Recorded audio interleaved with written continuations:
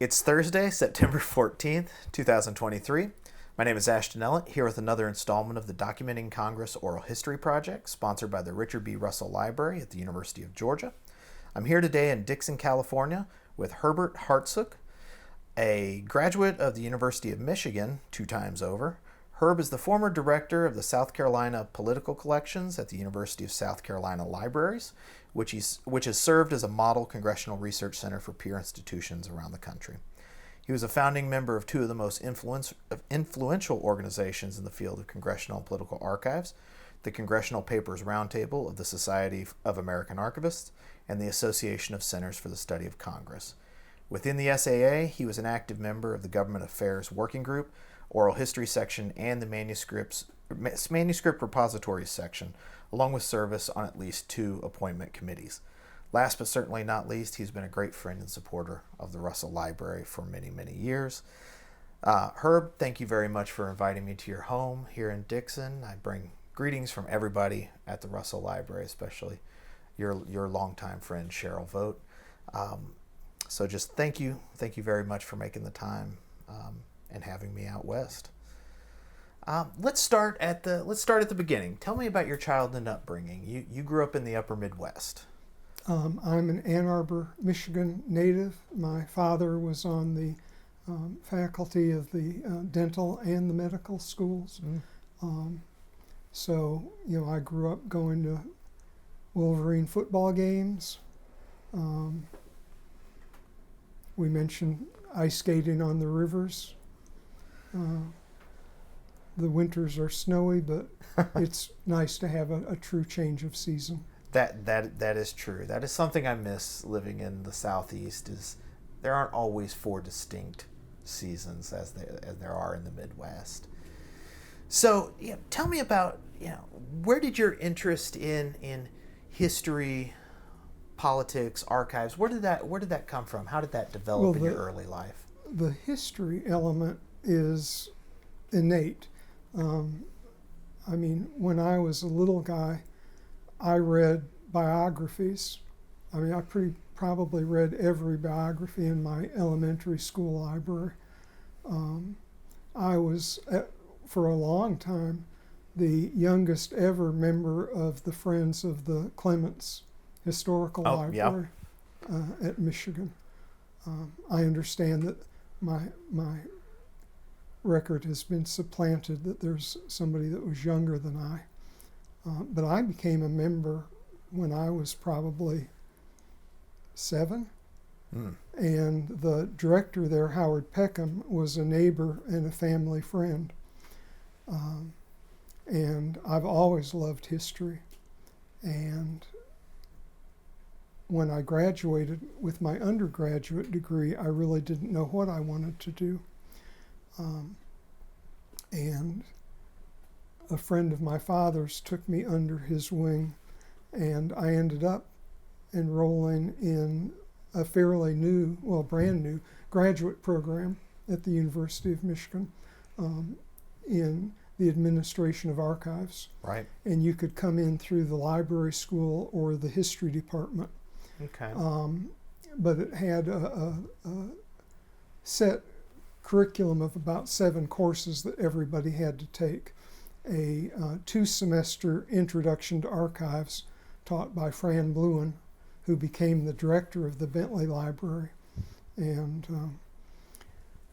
then you took a number of, if you came in through the history department, you did all the traditional history department things to get a master's in history. But you also had 3 library courses that you had to take. So I took, you had to take cataloging, reference, and government docs. And it was interesting because I'd been 2 years out of school, and most of the people in those library courses were working librarians that were going back to get a higher degree. Sure. And it was just interesting because I thought I was really struggling trying to catch up. In those library courses, I was one of the top students. And I think that says a lot less about me than it does about the library courses. At that time, Michigan's library program was supposed to be maybe third in the country. Okay. And one of our professors started out her first lecture, by saying, if we're number 3, God help number 4. And it was really very much like high school work. A lot of memorization, a lot of group projects. Right.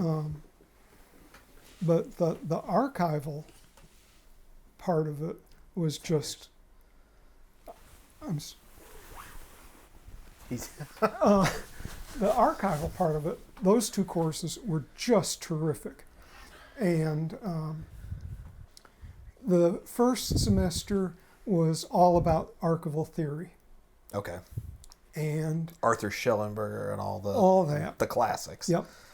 And then the second semester, every week we heard from a different area of expertise. Okay. So you'd have the field archivist at the Bentley come in and talk to you about how to run a field program, how to request a collection, how to bring in a collection, how to transport it, what kind of data you wanted to take as you were loading it up, how to respect the original order. Right. You had the reference archivist talk about all the different avenues of historic research and the kinds of things, odd things that you wouldn't think might be valuable, Right. that they have witnessed people finding of tremendous value. You never know what the researcher is going to want. And the conservator talked to us about conservation, and then of course we processed a tiny collection, each of us individually. And I was lucky in that I was able to work my way through graduate school doing archival work. Okay. The first summer I worked for the State Archives as part of a team inventorying records of Washtenaw County. And we went to literally every county office, every desk drawer. And then I was hired as a processor at the Bentley, and I worked anywhere from 20 to 30 hours a week, right up through graduation and until I got my first professional job. And I got to go out with the field archivist because I wanted to experience that. Right. And it was very rare for him to take a student with him, but I got to go with him on a number of pickups. Got to go with the director, Robert Warner, who became the Archivist of the United States. He took me with him twice to meet with donors and be the warm body to tote boxes and things. Right. But it was great to be able to, be one-on-one with him for, a couple hours in the car and watch him work with the donor. He was just a absolutely fabulous historian and a great director. And he would have teas for the staff every couple of weeks. And he would come and he'd share some story about something he was working on. And you got to see, as a little minion in the library, you got to see what the director was doing and maybe a worry that he had, or a budget issue, or a testy donor relationship. I've never experienced anything like those teas, but they were just wonderful. Lots of insights into your future career. Not that you knew it at the time, but probably a lot of the same problems you faced down the road at USC. And it's been a great career for me because I naturally like to kind of organize things. Sure. And I wanted to do history, and I didn't want to teach because I was so nervous talking to groups. And it's interesting, in my years at the university, I'm often out in front talking to Right. groups of as large as 500 people. And that came to be the kind of the favorite thing. I mean, I loved going out and representing political collections or the Caroliniana or the university. But archives seemed to be a really nice fit for me because I could do history. Right. And I didn't have to teach. That sounds very very familiar. And so I was one of really the first professionally trained archivists out there. And Carolina had a archival education program, but it wasn't that great. I mean, it was one semester only of the archival practice, and I lectured to them on processing and description, and at times conservation and different things as they needed me. But mainly I did 2 lectures, one on description and one on processing. And the students didn't have the background. They hadn't had Schellenberg and all Right. And they knew what they were supposed to do, but I found that most of them really never understood why. Right. And so we depended a lot on that class to get graduate students to work for political collections. And I always told them that the experience they would get working with political collections would be what would get them their first job. It wasn't the degree. Right.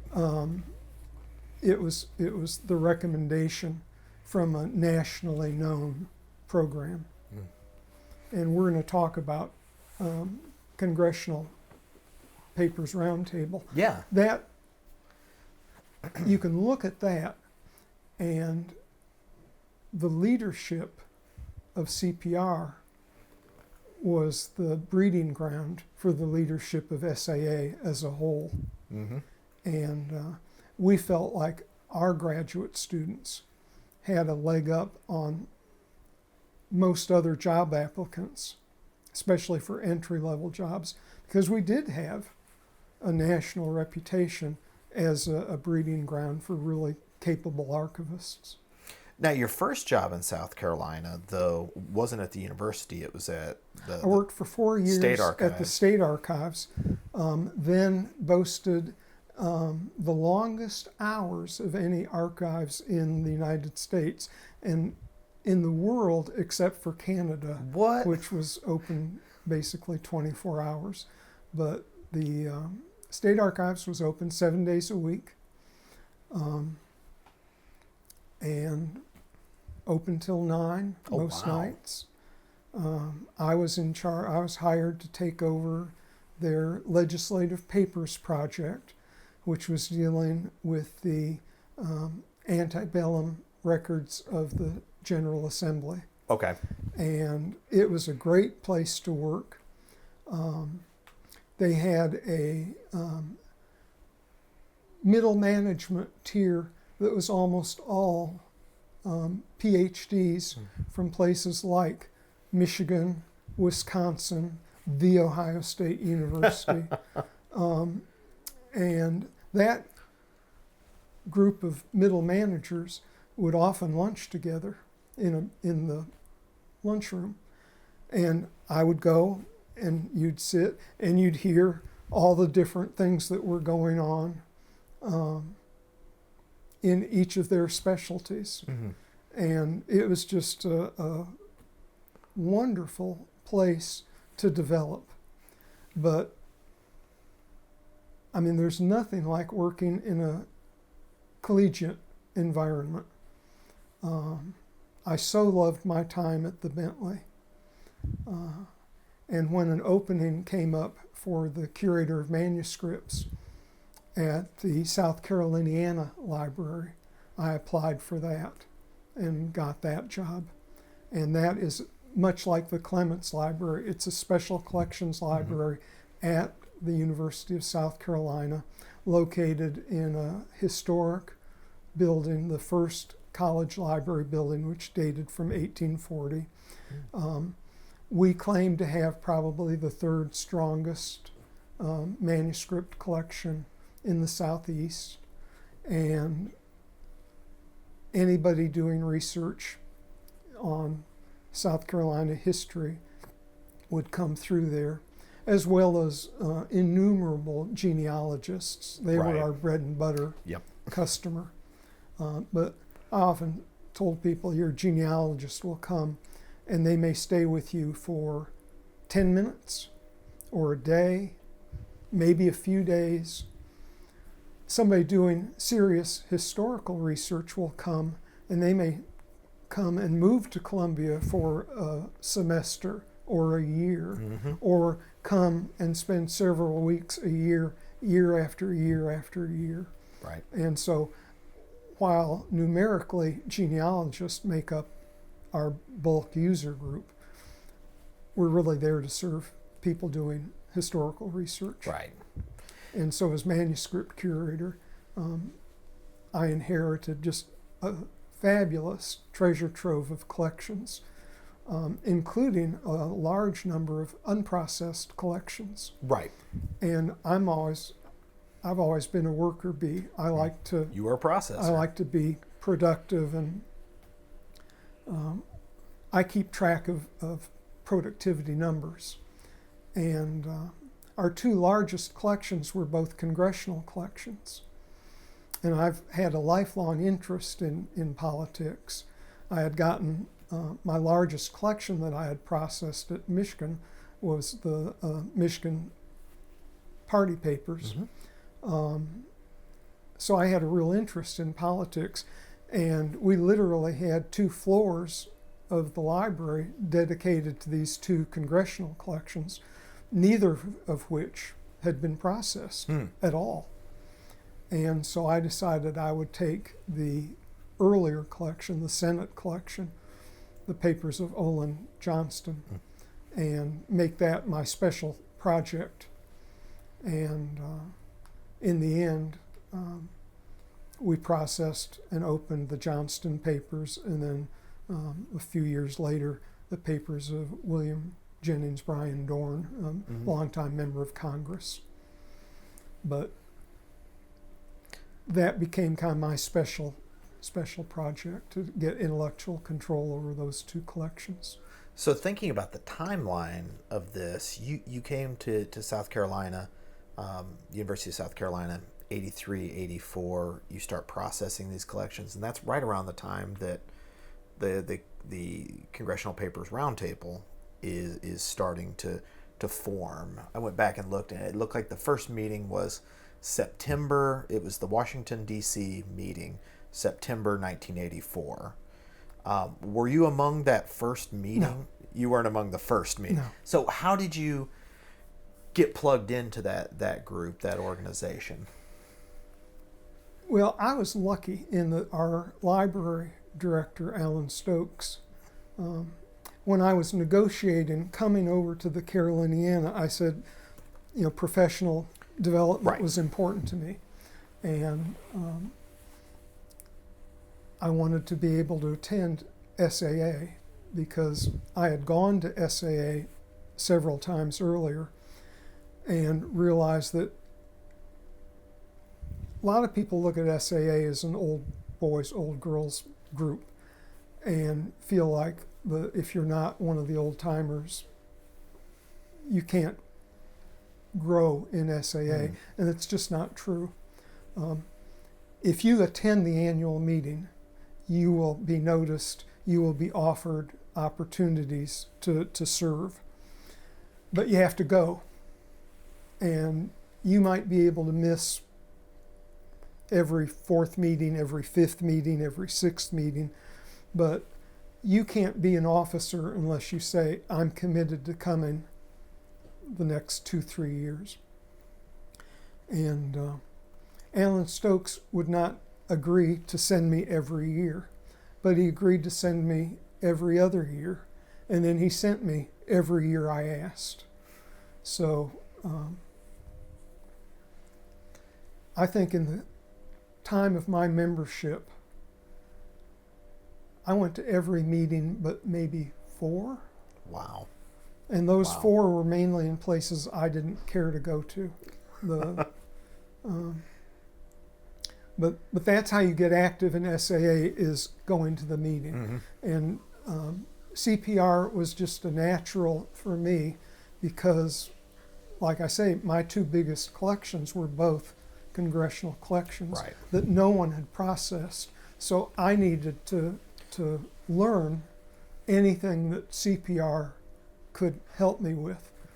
And CPR, as you're going to find out, the leadership and membership, it's all people struggling with the same issues. Right. And a lot of the people are really, really bright. And I as we were talking earlier, I mentioned, CPR is a breeding ground for leadership in SAA. And I think congressional archivists are dealing with some of the most difficult issues that face archivists: how to deal with mammoth collections, how to deal with mammoth collections with incredible volumes of electronic data. Any collection is going to be diverse in terms of the material. You're going to have a lot of paper, but you're also going to have lots of photographs, lots of film. Johnston had a 2-wire recordings. Yep. You look at a collection like Fritz Holland's Senate collection, all kinds of different film and videotapes. Oh, the legacy media, especially with the amount of technological change for somebody who was in Congress for 40 years, and the 40 years that he served, were different than the almost 40 years that a Richard Russell served. The technological change from the 30s to 1971 was not what it was for Fritz Holland. And just even identifying what you're looking at. Right. Sometimes what kind that's of cassette a challenge. tape is this? Yeah. And does the equipment exist on your campus? Heaven help somebody in a small institution. Right. Yes. And that's a selling point. When we were talking with prospective donors, we were saying, your collection's coming to a major university that can provide us with significant help. But even at Carolina, sometimes we would say, can we figure out what this is and can we play it? Right. Thank goodness for eBay. We've used eBay to get old players.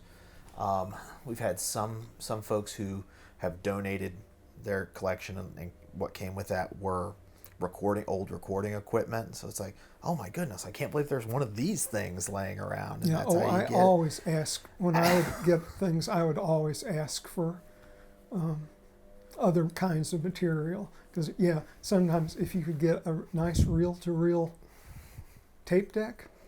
Oh, yeah. We got a commercial quality one from one of our donors once. Legacy media, and I'm not the media archivist, but it is a challenge. It can be a headache, but there's just so much rich material saved on those media that not being able to preserve and provide access to it, we're doing a disservice to the current generation, but also the future. And I'll get off my soapbox because this is your interview, not mine. But that's with CPR. Who were some of those people you were talking about that you remember in your early days being real sort of standout leaders among that cohort of Congressional Papers archivists? Well, the leadership came from Karen Paul and Cynthia Miller. And Karen is still leader in that.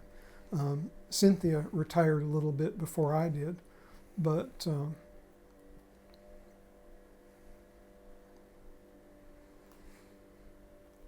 so we've mentioned Michael Gillette, who you're going to see tomorrow, I think, was certainly a leader. At that stage, there really weren't the developed procedures and all that we're familiar with today. Right. When I looked around, you were looking at things like Alan Verda at Idaho and his work with the Frank Church papers. They had not only processed that huge collection, they'd published a really nice paper-bound finding aid. You looked at the people at the University of Washington with Scoop Jackson and Magnuson papers.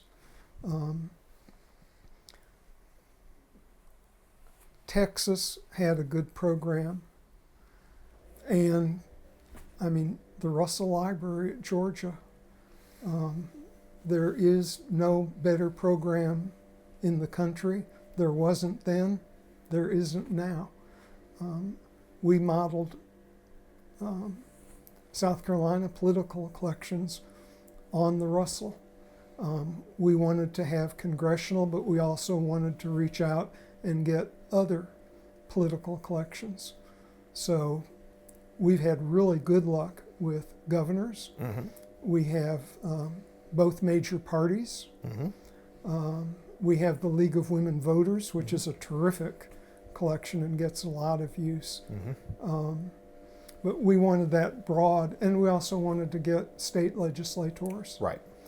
But what we really wanted was we wanted the leaders in Congress, we wanted the governors, and we've had really good luck. Very few congressional collections have gone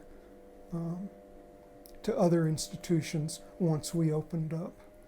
So the South Carolina, the political collections, did that emerge as a separate unit, a separate brand around the time of solicitation of Fritz Hollings for his papers, or did that come before or after? It purely was a result of our interest in Senator Hollings' papers.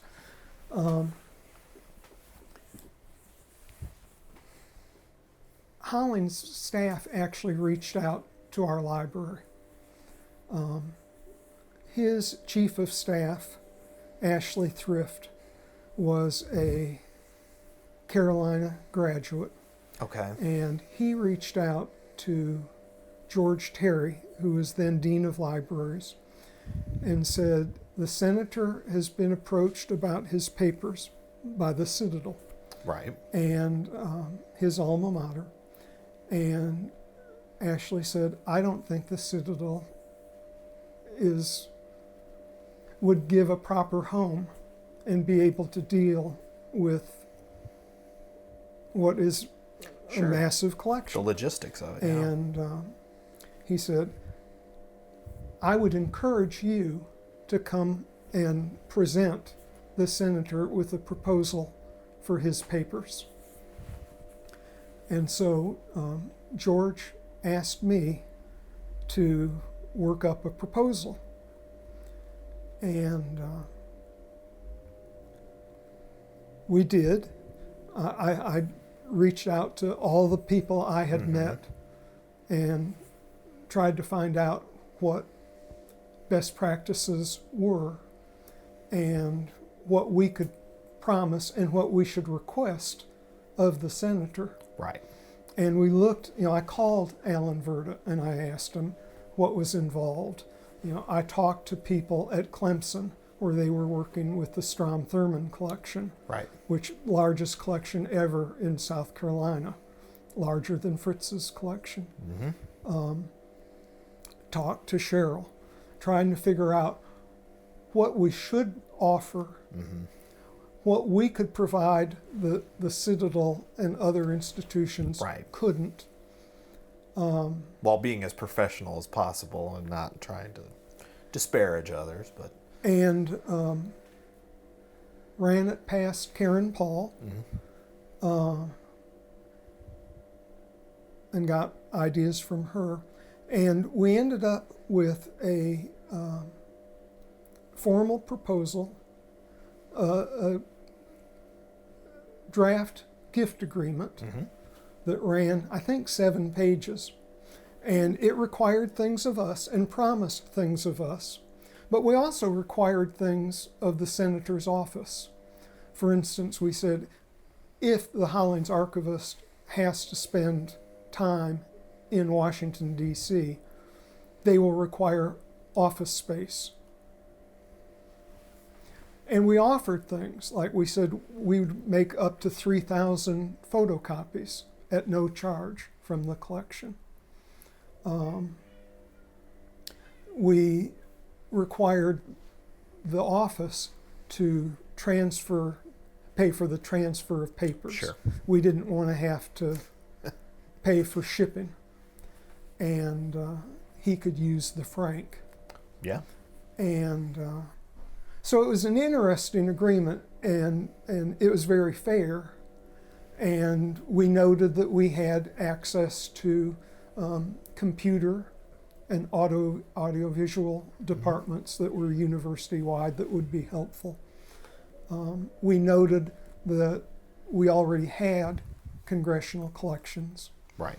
And George's vision was that we would build, if we got Hollings, we would build on Hollings, and we would create a statewide center for political collections. And George's vision, and I talk about vision, and George really was a visionary. I always say about George, if you talk to George in any one day, he might have 10 ideas. Oh, he's one of those. And 7 of them would just be awful. 2 of them might be kind of interesting, but 1 of them might be just a great idea. And George saw that we could turn this into what we actually became.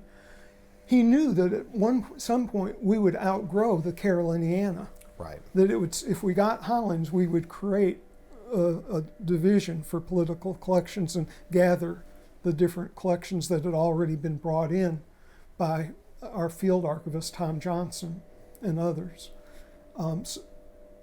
But George thought that we'd be in a nice new building of our own within a matter of a decade. And it took 2. But we did outgrow the Caroliniana, and we were off-site for the bulk of our time before we got our new building. Is that when you were in the warehouse? Oh, the warehouse was awful. I'm sure it has a better name than the warehouse. No, a formal name. It was the warehouse.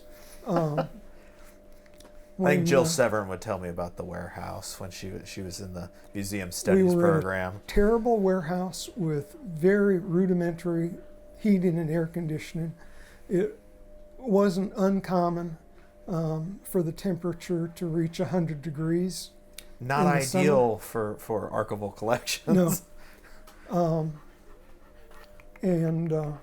When Hollings first, I tried to make sure that Hollings never came down to the warehouse.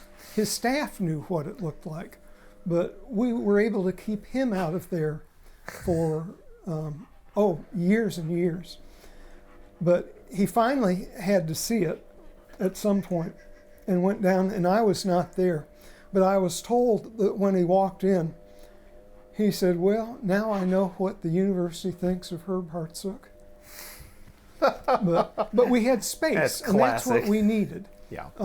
It was not temperature and humidity controlled space, but when you're dealing with collections that are hundreds and thousands of feet in size, and they're coming in semi-tractor trailer loads, you need space. And that warehouse, I don't say bad things about it because it gave us space. Right. And we got Hollings' collection in 3 large tractor trailer loads from D.C. Because we were at the warehouse, they pulled right up to the loading dock. And we just wheeled the things off the truck right into the warehouse. So the warehouse had its bad points. The worst thing was people couldn't find it. Sure. Especially researchers had a terrible time finding it. But it gave us space. Right. And we couldn't have done what we did without the space to not only house the collections, but processing rooms to work on it. Over how many years did the Hollings collection? Because so the 89 is when the discussions began.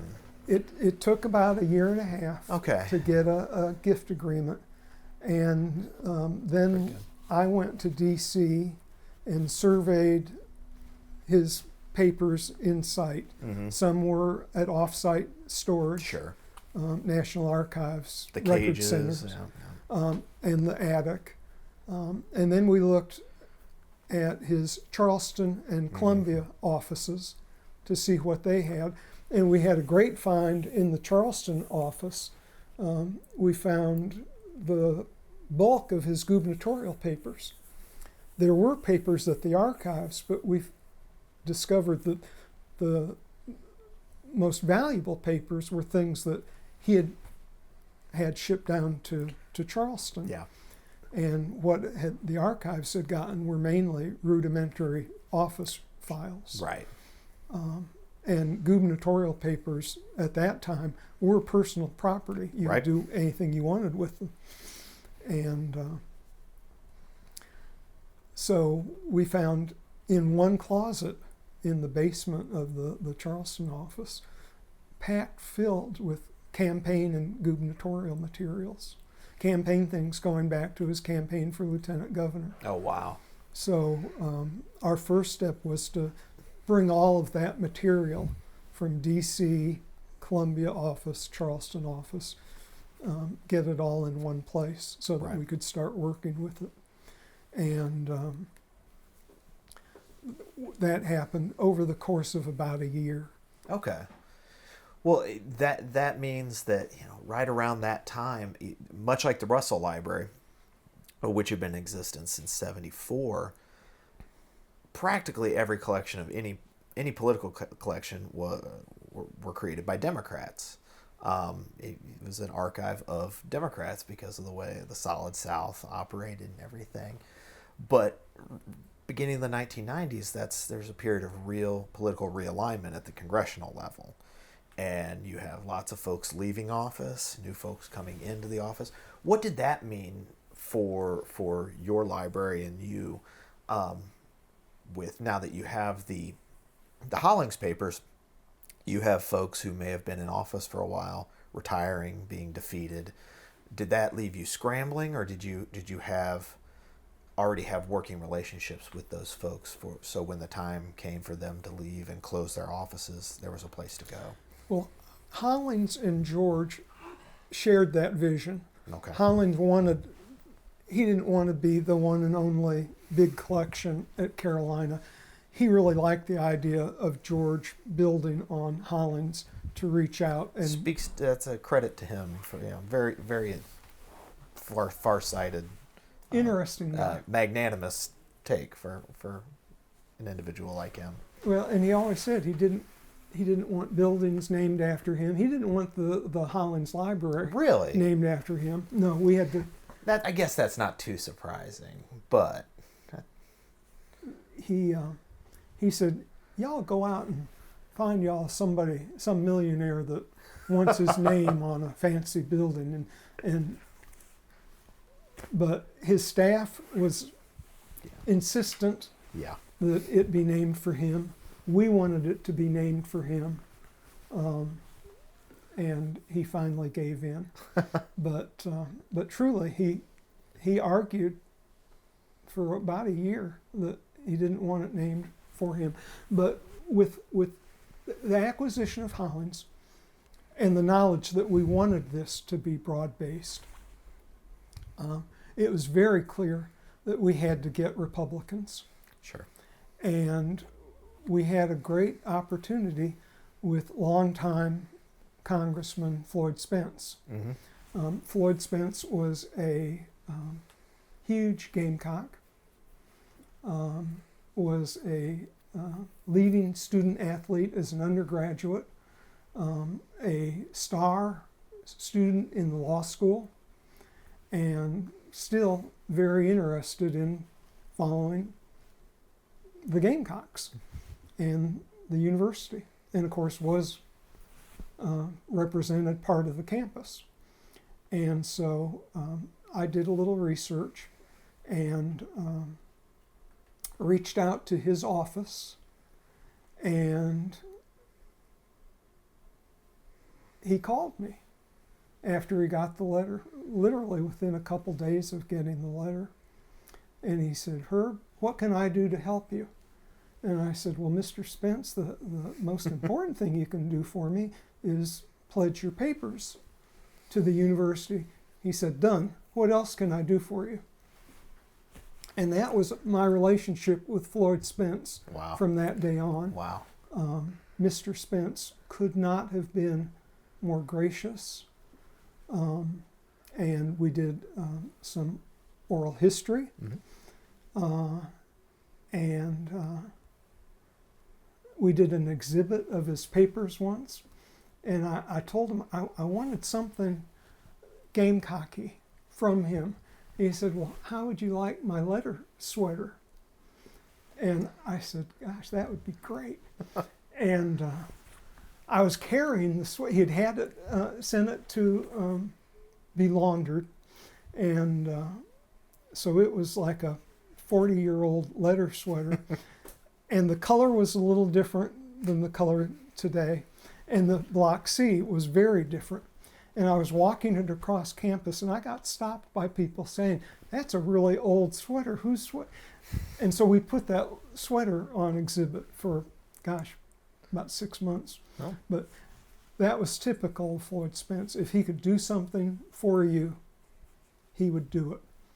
And especially if it was for the university. Mm-hmm. I spent a lot of time with Floyd Spence, and having his papers really helped us, because I could say we have the party papers, we have Floyd Spence's papers. And I also decided that we did not have a really good relationship with the party. Mm-hmm. Party leadership changes pretty much every 2 years. Yes. So you can have a great relationship with a chairperson. Yep. And 2 years later, it's totally gone. Staff is totally changed. And they might have four it's executive a young directors. person's game. Yep. The executive director is usually very young. Yep. They don't stay.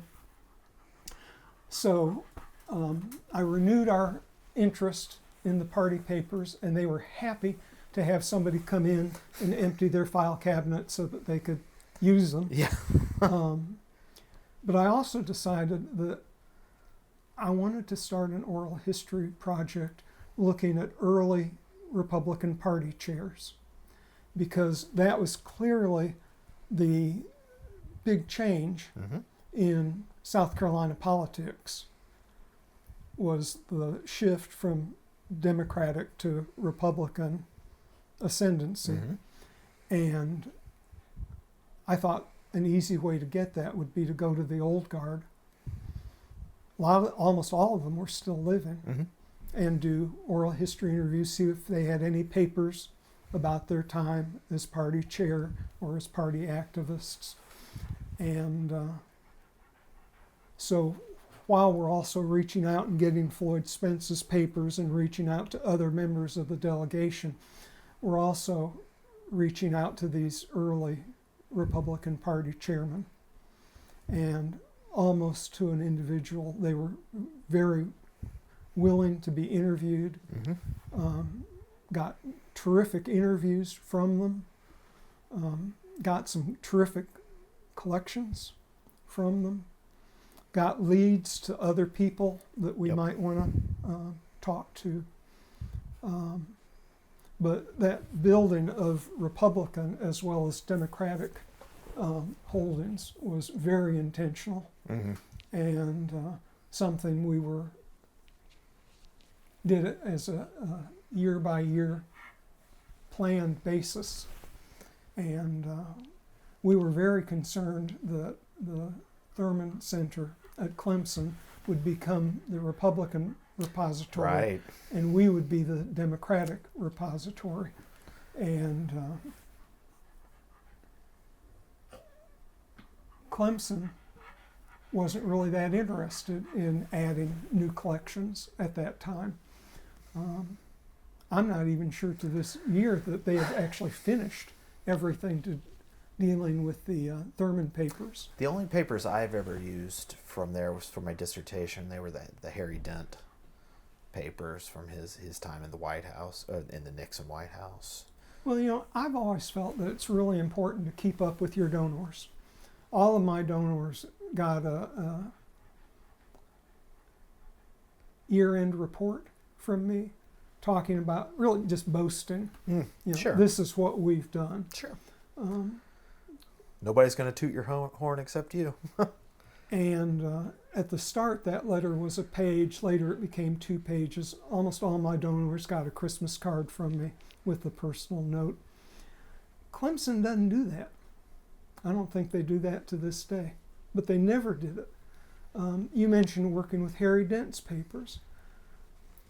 When Thurman gave his papers, he talked a number of people to giving their papers to Clemson. Sure. Carroll Campbell gave his congressional papers. Harry Dent gave papers. Well, when Harry Dent died, Mrs. Dent called me, and she said, I'd like you to come out to the house, and I think there are things that you might like for a Harry Dent collection. And I said, well, Mrs. Dent, Mr. Dent's papers are at Clemson. And she says, well, that may be, but I don't know Clemson. I keep hearing your name. And I said, well, let me have somebody from Clemson call you. Yeah. And they did, and she put papers there. But they don't keep up with their donors. They had Carroll Campbell's congressional papers, thanks to Senator Thurman. They didn't even know they hadn't processed them. We wanted his papers as well. And we ended up reaching a deal with Clemson. They sent his congressional papers to us. That's we processed them along with his other papers that we had received from Governor Campbell. Then we sent the Clemson portion back to Clemson with a finding aid and opened. Both parts of the collection were then opened, and any user could see a finding aid that covered both his personal papers with us and his congressional papers at Clemson. And I've never understood, you have these wonderful resources, people that can help you in any number of different ways. Why would you not keep up with a Harry Dent or a Carroll Campbell? But my donors heard from me at least once or twice a year, if not more. And if anyone would come and do research, say in Brian Dorn papers, I would let Mr. Dorn know. I'd either give him a call or drop him a line. Thought you'd be interested. We had a PhD student from University of Wisconsin, and he found your papers wonderful for this topic. I don't know. Did you ever run into donors who, when you first make the ask, you first make the approach, their response is, nobody's going to care about these papers, or I don't have anything interesting in the, why would real common. Right. Real common. That's what I've found as well. But just as interesting, you can find some minor figure who thinks their papers are the be-all and end-all. And of course you're interested. And how soon will they be on exhibit? What do you mean it's not going to be a permanent exhibit? Yeah. We had one fellow that said, I'd be great on a panel with Fritz. Get me and Fritz and, have a university-wide, get the auditorium. That's a very interesting idea. We'll think about that. But it is interesting. You have some major figure, Yeah. and you said, well, why would somebody be interested in this? There's Hudson. It's either usually one or the other. Now, we've talked about, for example, Mr. Spence, Floyd Spence, who couldn't have been more giving and gracious. Have there been examples of donors congressional papers or otherwise, that just took so much time and effort to convince them that SC was the right place for their papers.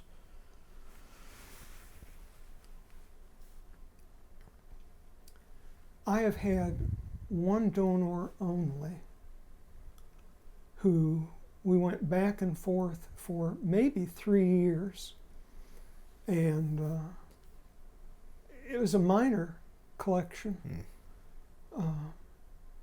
So I'm not saying I spent hundreds of hours. Sure. He was very demanding in what he required of us, and we would get to a point where we'd say, well, we'll just let it go. It was worth trying, but... Right. And then somehow we'd get back into it 6-8 months later. And we eventually got the collection, and I wish we hadn't. The most demanding donor I ever worked with. And very critical.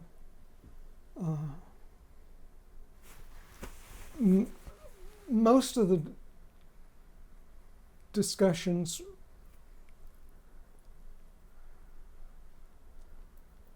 we've had a couple that were unsuccessful, and I like to think, since those papers have not been donated elsewhere, that they still might end up with South Carolina political collections. We have had a couple where we made an ask. Well, I know of one collection that went to Clemson that we had wanted. But most negotiations are fairly simple. If I don't have an access to the prospect, I look at staff. And usually, if they're a member of Congress from South Carolina, usually there is a USC graduate somewhere on their staff. Sometimes several, if it's anything like Georgia staffers. And if I can find that person, I will write that person and say, could I meet with you for half hour? We would really be interested in getting the XYZ papers, and I think I can make a really good case that it would be a benefit to your member if we become his repository. And I can say, and you can talk to Ashley Thrift or David Rudd in the Hollins office, or you can talk to this and such in that office. We got a collection from John Carl West, former South Carolina governor, Jimmy Carter's ambassador to Saudi Arabia. Fabulous collection, great donor, great human being. We got his collection because Fritz went to probably his best friend and said, John, they're doing great things at the Caroliniana. You need to go talk to Herb. And because his papers too had been promised to the Citadel. But again, we can provide so much more service than the Citadel could. Right. And make them available to Citadel students that are willing to drive 2 hours to come to Columbia to look at them. Right. The efficiencies of having all the collections in one place for researchers, that's something that we talk about with donors all the time. And again, it's not to disparage other institutions. It's just to say, if you're looking at, from the point of view of a researcher, you may be able to afford to go to Atlanta, land in Atlanta, see something in Atlanta, come to Athens, but you may not have all that money to go to South Georgia or Southwest Georgia and Savannah. And it's a one-stop shop is how you try and sell it, on top of having the specialized staff handling those papers. So Fritz talked to John West, and one day we got a call, and he said, it was him, he said he'd like to come and see our operation. So we had him to the library and gave them the tour, and at the end of the day, he said, this sounds great. And John West became one of our leading collections. Did a great oral history with John and his wife Lois. Still keep up with his family. But like Jim Edwards is a good case where we really had to struggle early on. Jim Edwards was a leading Republican in the state, our first Republican governor in modern history, Reagan's Secretary of Energy, and went on to become president of the medical university. And fascinating guy. Yeah. And I was, thanks to one of our Republican donors, was attending their Silver Elephant dinner. It's a big annual. Oh, sure. And Jim Edwards was walking into the building right in front of me. And I grabbed his arm and I said, "Dr. Edwards." And he turned. And that was my first meeting with Jim Edwards. And I explained who I was real quickly. I have a 1-minute elevator speech, and I gave him my speech. Said, "We would love to talk to you about your papers." And he said, "Oh, that's all well and good, but I think my papers will be fine at the medical university." And so I sent him a follow-up note, and he hadn't said he was putting his papers at the medical university. So, like with a lot of my prospects, I look for opportunities to reach out. And so when I do an interview with a party chair, I drop a note: "Dear Dr. Edwards, you'd be interested. You were mentioned fondly by..." And so eventually we decided to put on another really formal ask, and reached out for an appointment, got one, and I drove down to Charleston with our development director, Carol Benfield, and we were rehearsing because we figured we'd have 5 minutes tops to make a play to catch his interest. Right. And so we hit the door running, talking a mile a minute, and I didn't get 3 sentences out before he held up his hands, and he said, no, I'm already convinced that I need to put my papers there. Let's talk about the mechanics. What do we need to do to make this happen?" You weren't expecting that, were you? No. We were expecting to get 5 minutes and a 50-50 shot at Sure, the non-committal. a longer chance to talk with him. But he had been talking to different people like Floyd Spence and Fritz Hollins, and he had decided he really did need to put his papers with us. And again, became just a great donor and somebody that we could go to. We're having trouble getting a response from such and such. Would you mind making a call on our behalf? Jim Edwards would do that. We did a fundraising thing, and Jim Edwards helped us with that. These donors can be so helpful in so many different ways, and so important personally as well as professionally. The Edwards family are really close personal friends. Olin Johnson's daughter, Liz Patterson, went on to serve 3 terms in Congress, a great congresswoman. On my retirement, she took me out to lunch. It's really, if you do it right,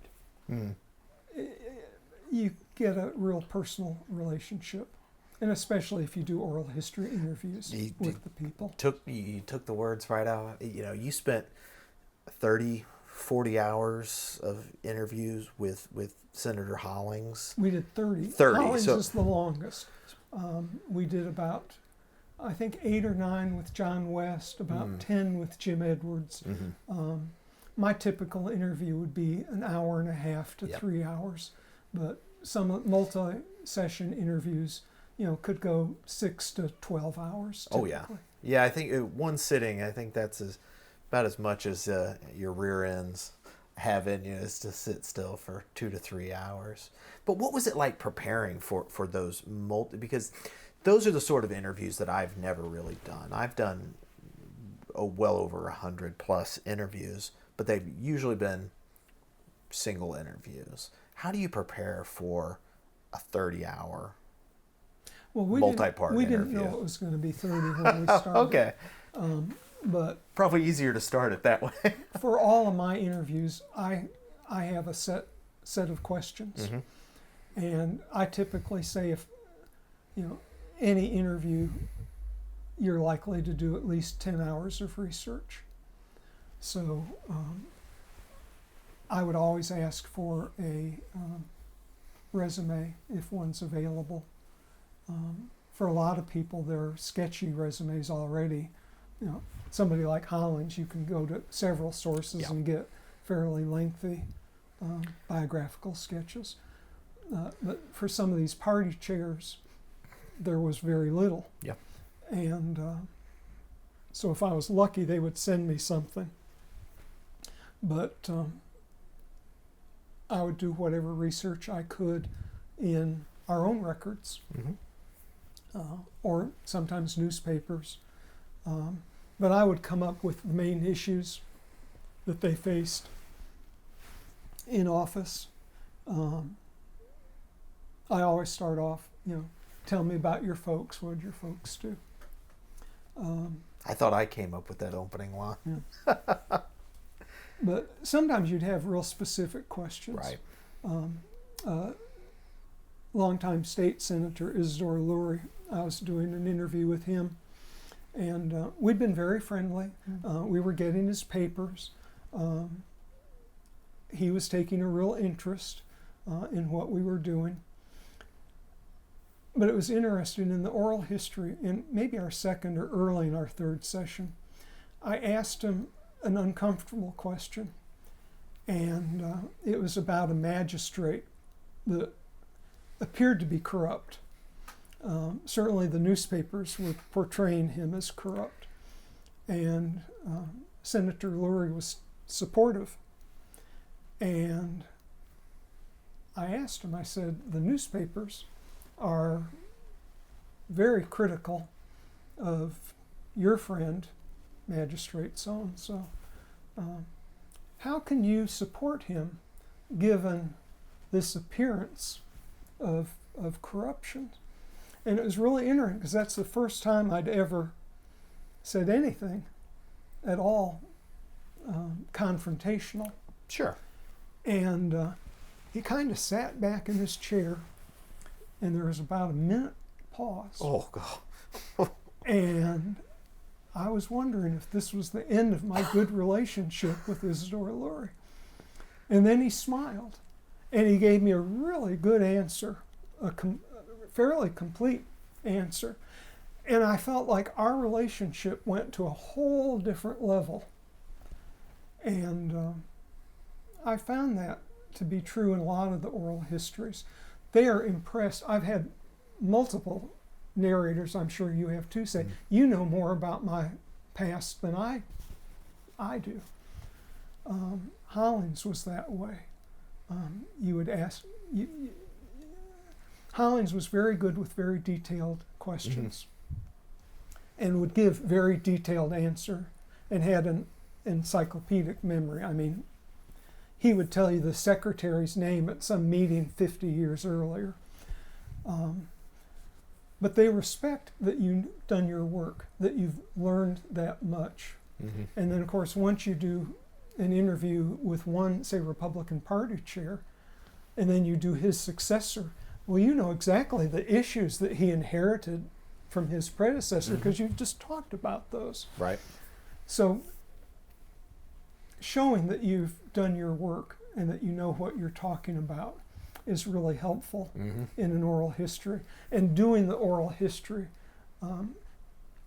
all my best relationships with donors are with donors that I've done an oral history with. I would agree with that 100%. 100%. Yeah, I think this is it's it's ironic that we're having this conversation, because the first oral history project that I was brought on board for was to document the rise of the Georgia Republican Party, and it was interviewing former chairs, executive directors, field off, those folks who had been at the party at these different levels, and some of them had gone on to hold office and everything like that. But what you're saying, is 100% correct. Is that the bond that you can have with these donors, and if somebody won't pick up the phone for you or answer an email from you, oftentimes they're willing to step up and be your best friend and be, to vouch. They don't. I always say they don't know me from Adam, but they know Bob, they know John, they know Sue. They'll answer them, and if you can have somebody vouch on your behalf. Obviously, that means you have to do a good job and have folks believe in you. But the bond, I think, is really there because you're walking with them through their life and their career, and there is something special about that.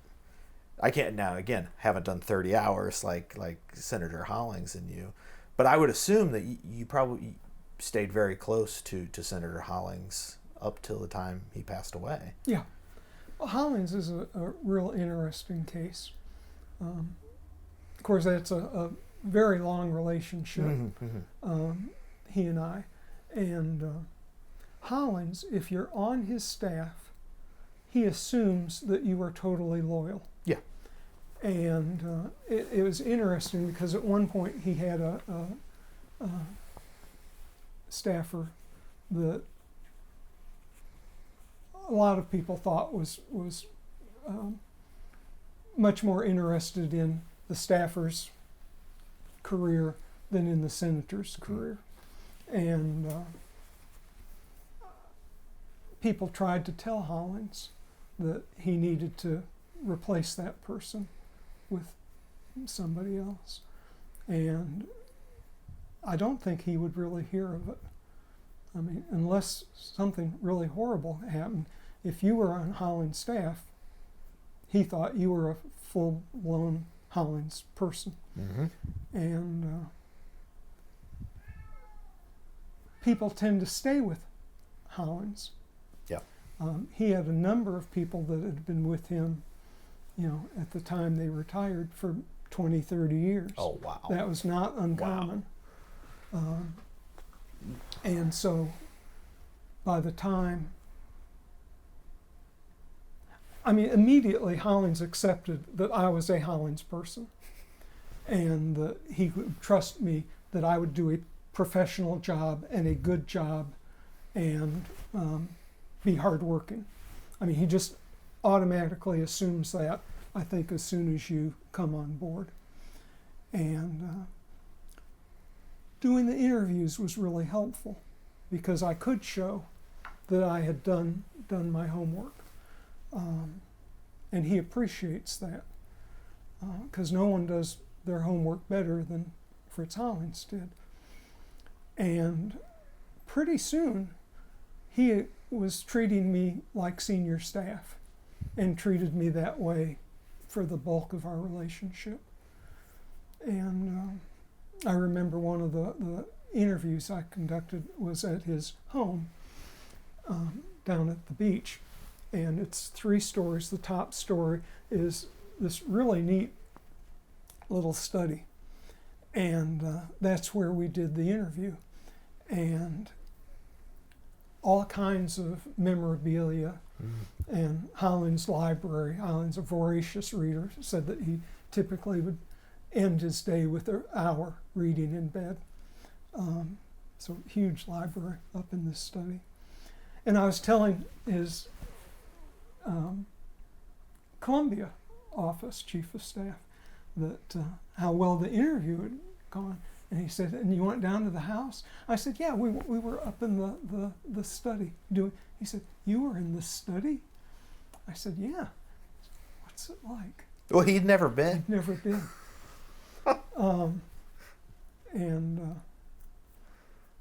But yeah, the relationship with Hollings was so long and so close and really defined my career.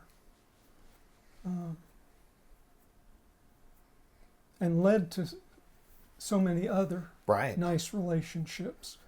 I mean, the donors I was closest to are probably Hollins, Isidore Lurie, John West, and Jim Edwards. And all but Isidore were people that I met through, in some fashion, through Hollins, because Hollins ended up working with an office at the Medical University, just in the same building as Jim Edwards. Okay. office. You mentioned Carol Benfield earlier, and there's such a unique role between the special collections library, the curator, the director, and development, whether it's libraries development, university development, for a number of reasons. But what was your relationship like with the development team, the fundraising team, and how did you try and build private monies, private endowments to support the work that South Carolina Political Collections did? Well, I'm not hesitant to ask for collections or money. And I always pointed out in the ask for a collection that what we were promising was expensive, that we were offering them.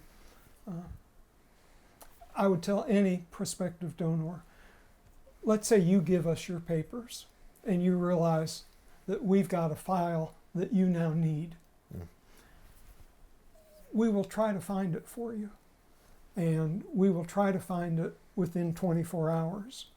Our record for a donor is something like 40 seconds for an item that she didn't think she didn't think we had it, but we might have gotten it. Well, it turned out to be something that we'd actually highlighted in our processing notes, and literally within 40 seconds I was able to tell her, I know where it is, I can have it, I can make a photocopy, put it in the mail. But we would tell them, we promise you that kind of help, and that has value. And once you have an idea of the volume of a collection, I can give you an estimate of how many man hours it's going to cost. So I can estimate how many dollars it's going to cost. Once a processor, always a processor. And so I would often do that and say, we would really appreciate, your help in raising monies to offset this expense to the university. And I'd always say, financial support is not a requirement. My ask for your papers is totally independent. But just do understand that we're obligating the university to $50,000, $100,000, $20,000, some. Right. And I could back it up and explain, 8 cartons of papers is, 80 hours. Typically, that costs me $12 an hour, not counting supervisory time. Right. So I work closely with Carol from the inception of SCPC, and she helped me identify readings that would make me understand the development process. Because in the end, any good development officer will tell you, people give money to people. And Carol is one of those people, she never met a stranger. And I am not that way at all. But clearly, if we were going to make SCPC a going proposition, I was going to have to become a development person. And George Terry saw that as well and involved me in some development, university-wide development officer training and things like that. And so Carol could be a great support, but I'd say most of the money that we got for SCPC, I got. Because the people knew, the donors knew you, they knew the work, they knew the library. Yep. So, and like I said, yeah. they give to people. Right, And, right. and especially if you've done an oral history with somebody, if you've spent 3 hours with them, gone to lunch with them, gone to supper with them, they're going to listen a lot more closely if you make the ask than if they're meeting with a university official who, by their job title, is clearly somebody that is just there to ask for money. Right, right. It's easy. It may be hard to say no to Carol just because Carol's Carol, but it's easy to say no to a development officer. Right. It's a lot harder to say no to Cheryl or to Herb. So you wrote an article that I think I read at Georgia Archives Institute, maybe, because Pam Hackbart-Team was my teacher at Archives Institute, about raising money to support archival programs. What compelled you to write an an article like that for the archives community, and what were you? Because anybody can do it. If you're passionate about what you are doing, and if you can share that passion, anybody can raise money. You just have to be willing to ask. And I know a lot of people are very uncomfortable about asking for money. And I certainly was the first time I made a major ask. And but anybody can do it. What we do, our work, has value. And we are doing something of true value for each of our donors. We're preserving their history. For some of them, we're providing them with valuable clerical work that they will depend on. Not many donors make routine asks for service into their own papers, but a few do. And the fact that we can do it, like that lady legislator who wanted her file on nuclear whatever, the fact that she really didn't think we had it, but we might. For me to come back 40 seconds later and say, I can have my hands on it in 3 minutes, how do you need it?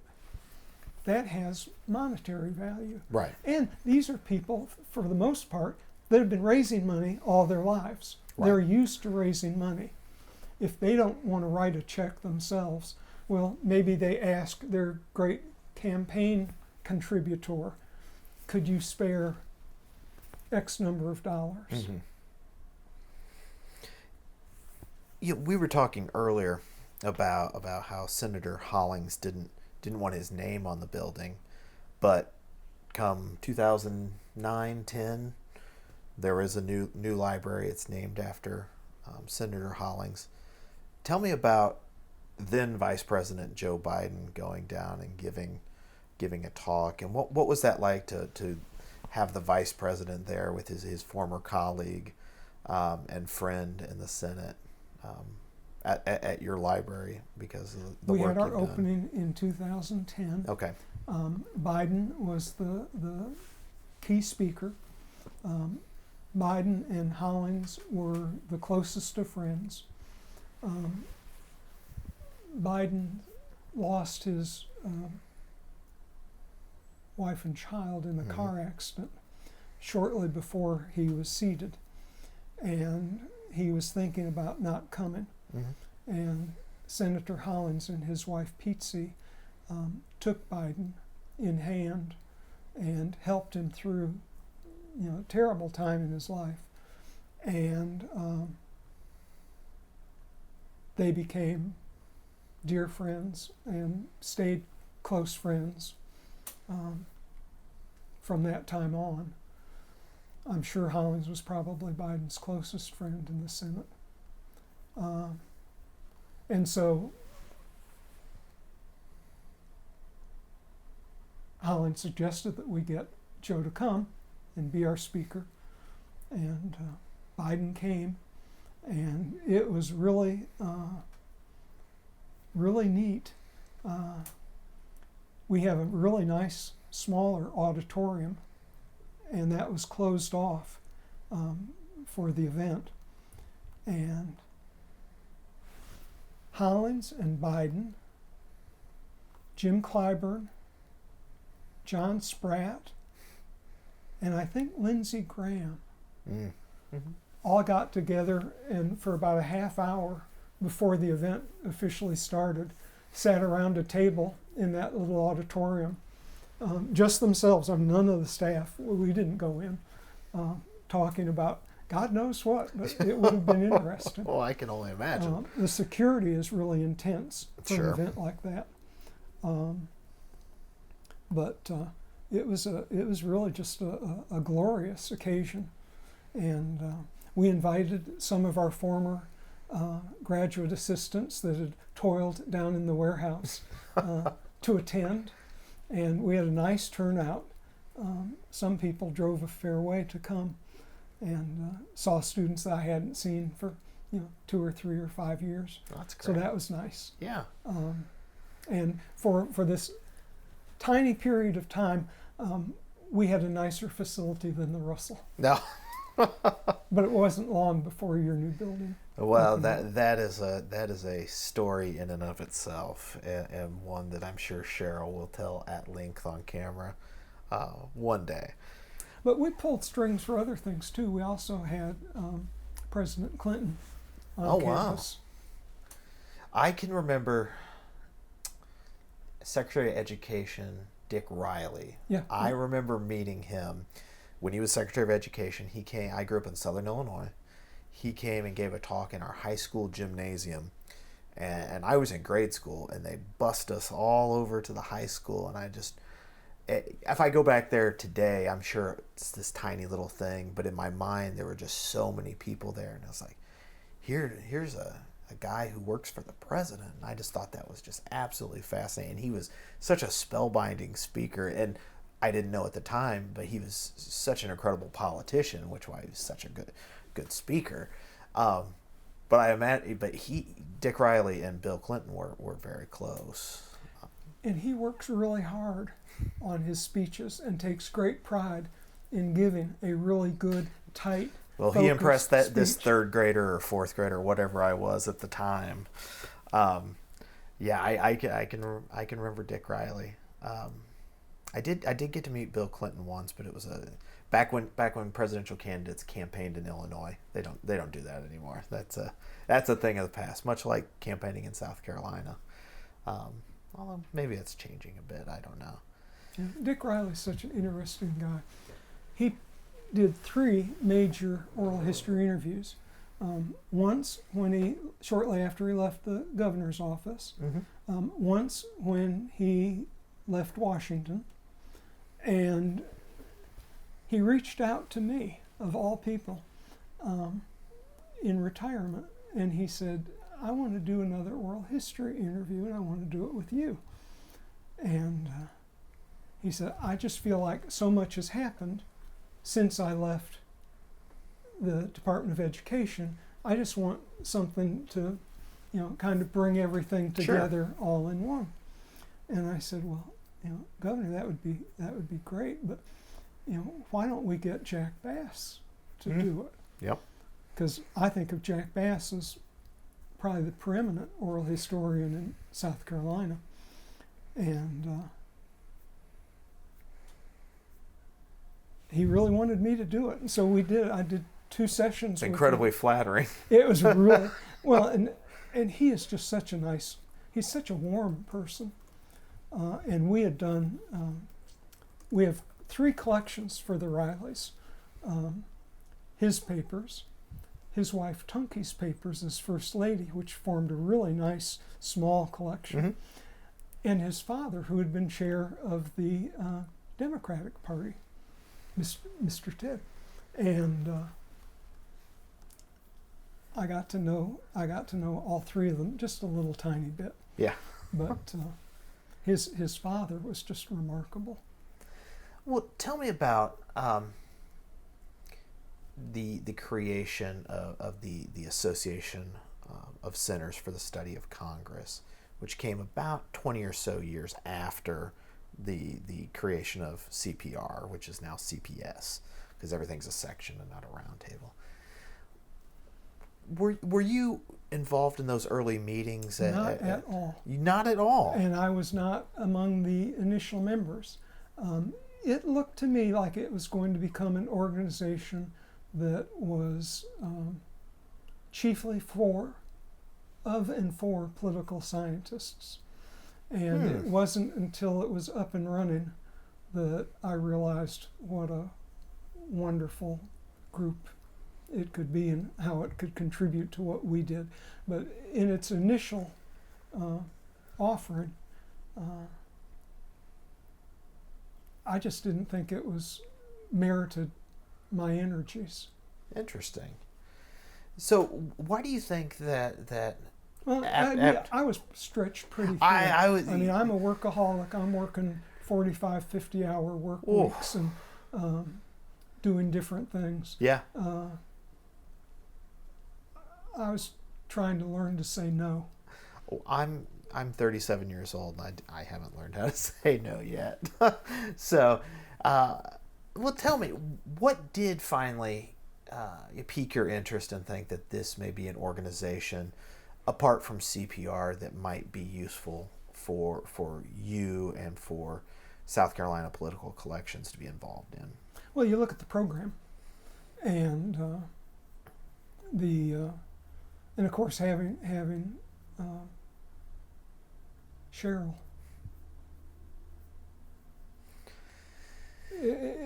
It's a good program. It was well worth whatever energy we spent.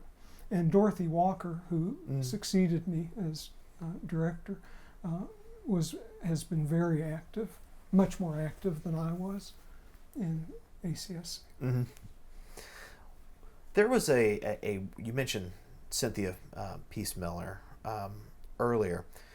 Tell me about the creation of that famous 2-day workshop that you and she. I never got to experience it, but everybody I've met who's older than me and been involved in archives longer seems to have gone to that workshop on acquisitions, processing, managing congressional collections. Well, Cynthia and I did it. Basically, there seemed to be a need. It was really hard early on to find out what should be best practices. What could we put in our proposal to Senator Hollins? There were clearly places that had done really good work, but it was all isolated. And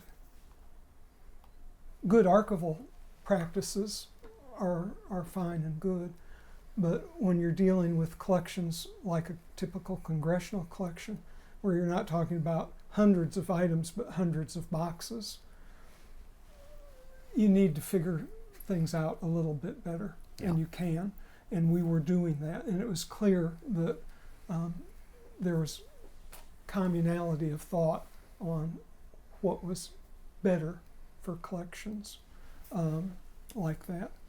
And it was also obvious that a lot of institutions were interested in getting a Hollins collection or a Russell collection, and that a lot of smaller institutions wanted them for the name recognition. Right, they so wanted to prestige link collection. themselves, the McConnell Center, the Trump Center. So we decided that it would be worthwhile to offer a workshop, and SAA was modestly interested in our proposal. And so Cynthia was a great person to team up with. She's incredibly smart and very thoughtful. And I guess I was thinking about this last night. I'm kind of more like the George Terry. I had a good idea, but left to my own devices, I don't know it would have become nearly what we ended up with, thanks to the input from Cynthia, and other help from people like Karen Paul. Mm-hmm. So we came up, we clearly had more than a day's worth of material. And so we proposed it as a 2-day workshop. SAA was very critical of it, required a lot of revision. They need activity, like class activity. So we had to create exercises that the people could do. And yet neither Cynthia or I wanted to do just something just to be an exercise. I mean, we had to. So Right. we came up with a variety, 4 different exercises that we could sprinkle throughout the lectures, and then divvied up the lectures. And our first group included 2 fellows of the society. And that really caught SAA's attention, because fellows don't take workshops. Literally. I mean, it was unheard of. So we had a real interesting group of about 21 people, I think. And it included 1 graduate student and all the way up to these 2 fellows. It also included 2 library administrators from small universities that wanted to figure out, how do you approach a sitting member of Congress or a U.S. Senator? How do you ask? What do you need to offer them? So, and that was part of it, because we handled everything from when you first think, gosh, it would be neat to be Fritz Hollings' repository. How do I make that happen? And people like war stories. John West loved to come and talk to political science classes at USC, and he said they love to hear the war stories. And that's what I mainly provided, was I could talk about, how do you go and say, Senator Hollings, I want to be your archivist, I want to be your repository. How do you do that? How do you fund that? How do you tell them? These weren't hypotheticals when you were talking about them, because you'd already been there. You'd already done that. Right. Right. So we talked about what we needed to do in every step of the way, from that first thought to it'd be nice to be the Hollings repository, to dealing with researchers. And with our years of experience, anybody, even if we hadn't covered it, if they came up with some off-the-wall question, we would know something about it and could share a story or tell them how we had handled it. And so SAA was over the top, and the reviews of the workshop were sterling, and they scheduled it again immediately. Well, there are a limited number of people that want to become a congressional repository, and the turnout was low. And so SAA was less interested. But we offered it a couple more times. We did one for the Georgia Society of Archivists. We did one out west. We did one again years later in New York City for SAA. But we really, that became the basis for the guidelines, SAA's guidelines. You mentioned a fellow of SAA, and something I neglected to say in your biography, but you are a fellow of the Society of American Archivists. Is that correct? Yep. What year were you bestowed with that honor? My last year. Your very last year. It's sort of like getting that final promotion, the general getting his final star. I didn't know I was going to be retiring, but no, that was a very nice honor. It's a neat experience to stand up on stage and have the audience out there, and you don't get to speak. Nope. And I told my friends, what I really had wanted to do while they're telling my story was to do the Richard Nixon. But I couldn't do it. I really wanted to do it. I just couldn't. Well, maybe discretion's the better part of too stodgy. I don't know about that, but well, you retired in 2019 after, gosh. Well, I really retired at the end of December 31, 17. 17, but okay. They brought me back, and I got to enjoy doing what I really loved, what brought me to the archives, processing papers for about another 18 months working with Jim Claverin's papers. You keep talking, we're going to bring you back to Athens, Georgia. We'll give you your own office. You can help us clear some backlog. Well, retirement is really kind of awful in a lot of ways. Oh. Well, what have you been up to in retirement out here in California?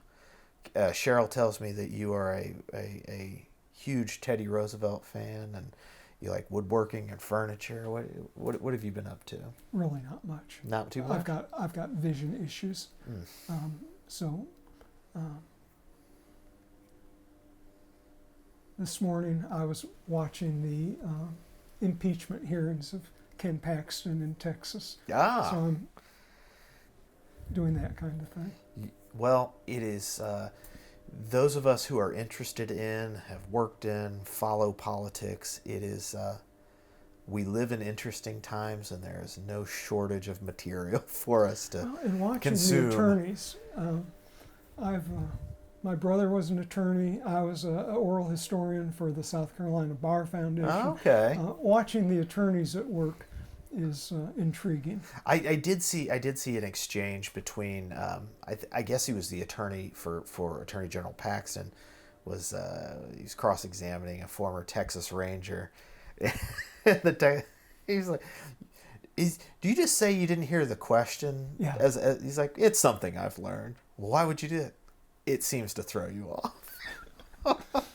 That was priceless. Right. The things you can get away with in impeachment hearings and trials as opposed to real and if courtrooms. You're an old man. Right. I mean, I think he was 72. Oh, at least. So he seemed to be having a good time, probably more than the Attorney General is having right now. But, well, as we wrap up, Herb, is there anything you'd like to record for posterity before we wrap it up? Sure. I'd just like to say, I mean, it is just an archival career. If you love history, can be a fabulous career. I mean, I loved my work. I just loved my work. And the relationships you build, the friendships you make are just priceless. I co-sign that view 100%.